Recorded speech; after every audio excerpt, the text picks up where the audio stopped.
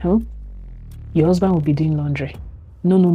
You will write that you'll be doing all the house chores and your husband will be assisting you. I cannot leave my country. I must stay in Nigeria.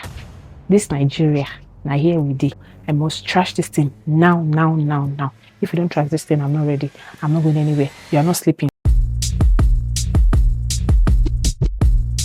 When I look back at my courtship with my now husband, I realized that there were questions that we asked ourselves and some questions that we didn't even know we meant to ask ourselves. Some of these questions seemed so minute at the time, but as we progressed in our marriage, they made a huge difference. So if you're planning to get married, these questions can save you a lot of confusion and misunderstanding.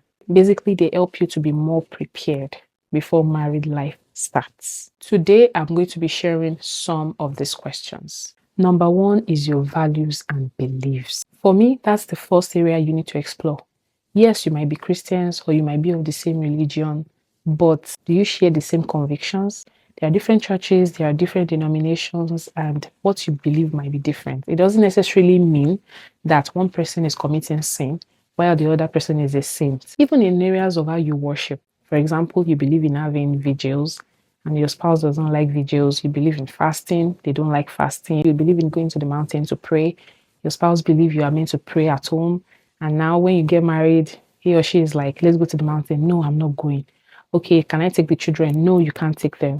Things like that. So you need to sit down and analyze what you believe, your convictions about lots of things. We have cases where the man goes to his parents' church, and when he wants to get married, the wife is like, I can't go to your parents' church. You need to know if you are going to have a church that both of you are deciding to go together that is independent of the churches you've attended before. The thing is that it's not because you are judging one another, it's just because you are trying to respect each other's conviction. Two is your finance. Money is one of the biggest stressors in lots of marriages. So it's very important you talk about your finances openly before you say I do. There are lots of marriages that have ended just because this topic was not handled and addressed appropriately. Some of the questions you need to ask from your spouse to be are, do we run joint accounts for all our shared expenses, or do we just have a separate joint account, for your bills, for your groceries, and all your credit card payments? Do we have an impress system? So the impress is more like a set amount or percentage for your personal expenses.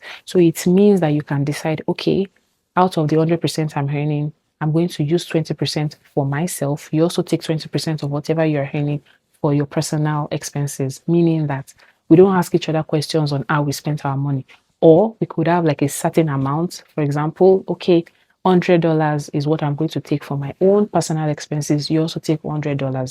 Any other expense aside from that impressed, both of you have to sit down and discuss it. Do we make financial decisions together as a team, or are you allowing one person to take the lead? Your husband to be can say, I want you to trust me. Whatever financial decision I make, I'm making it for the good of the family. And the woman can say, no, I don't want you to make any financial decision without consulting me first. The man can say, no, I know what I'm saying. I'm going to be the man of the house. If I say I want to make a financial decision, we have to make it. It's something you have to trash out before you get married. What's the percentage you want to save? So you need to know who is the spender, who is the saver. You see, in my case, I would say it fluctuates. There has been a time where I was a saver and my husband was a spender. And there has also been a time where I was a spender and my husband was a saver. Because you are going to have lots of decisions regarding buying a car, buying a house, major life-changing decisions. These financial questions can save you a lot of headache in the future. Now to number 3. It's children and parenting. Children are a huge part of marriage, and it is essential to ask the right questions before you tie the knots. Do you want children? There are people that don't want children and they never discussed. And you see women asking, I never wanted children, but you never asked me. Please, you people need to sort it out. It's a deal breaker. If the answer is yes to you wanting children, how early do you want to start having children? After your marriage, do you want to wait 6 months, 1 year, 2 years before you start having kids? Or you want to start having kids immediately? Imagine a woman saying, my husband wants us to have kids now, but I'm not ready. He doesn't know I'm on family planning because I'm not ready to have kids yet. I don't think it's the right thing. I think it's something you people need to sit down and discuss. Are you ready to have kids? You see, in my case, I told my husband I wanted to wait 6 months before I would start having babies. He was indifferent about it. I wanted to wait 6 months. But over time, we came to the conclusion that, okay, Let's just do this. I think it was even on our wedding day that I changed my mind. But before then, we had agreed on just waiting 3 months before having a baby. Another question is to ask, how do we want to raise them? In terms of their values, in terms of their morals, in terms of even their language. Because some people don't want to bring up their children in the traditional way, while some want to. Another question is, will they live with us full time, or are they going to be living with the grandparents? And see, you might think it's not a big deal. We have some people that don't care if their children live elsewhere or with other people. They're just like, I want to live my life. While some will say, my child is not leaving my roof.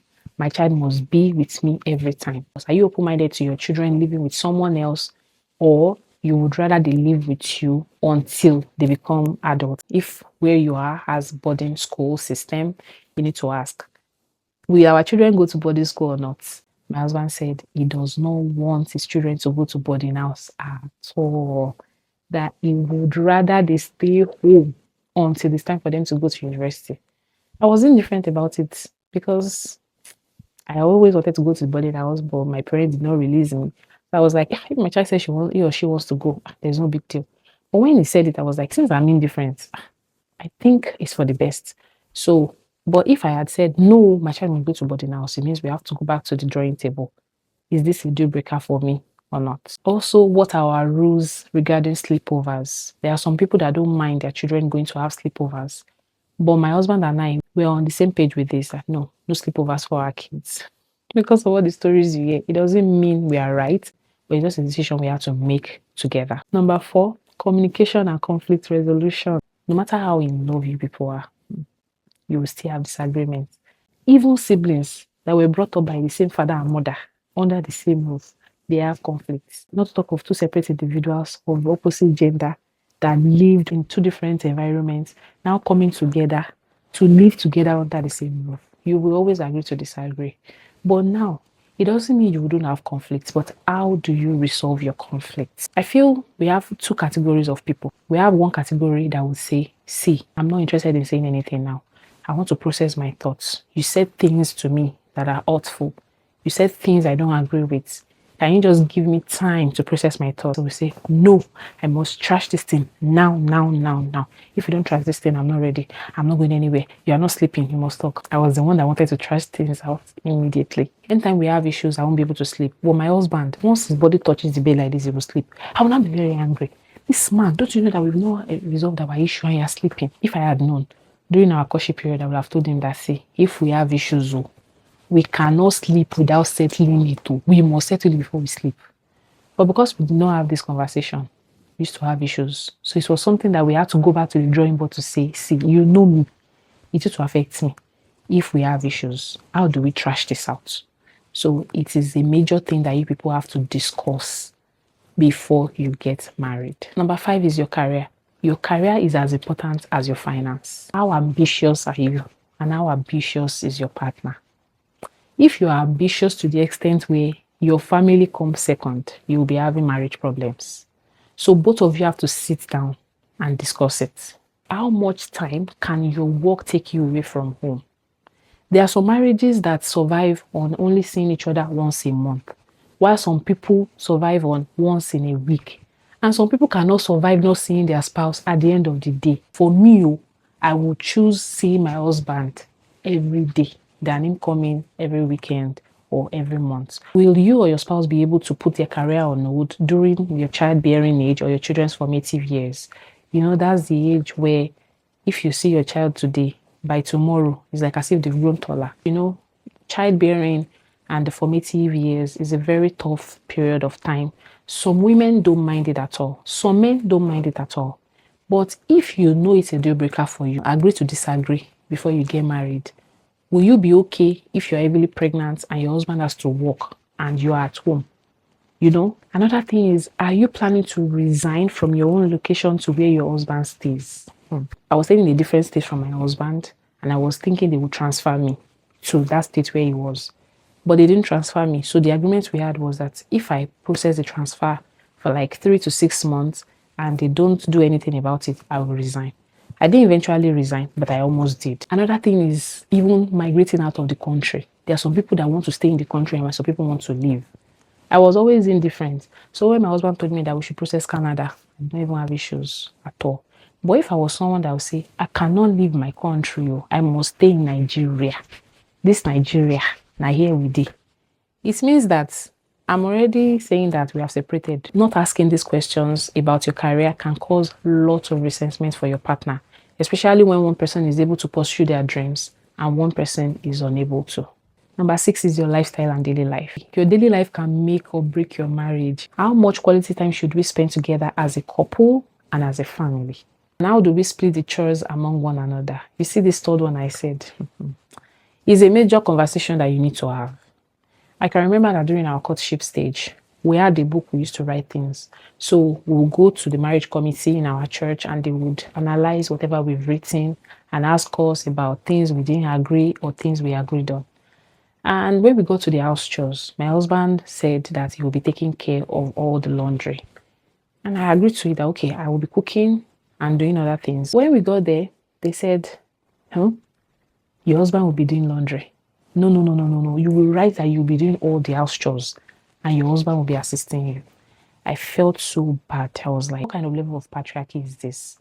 That you're already allowing my husband to be able to say, I'm not going to do anything and nothing is going to happen.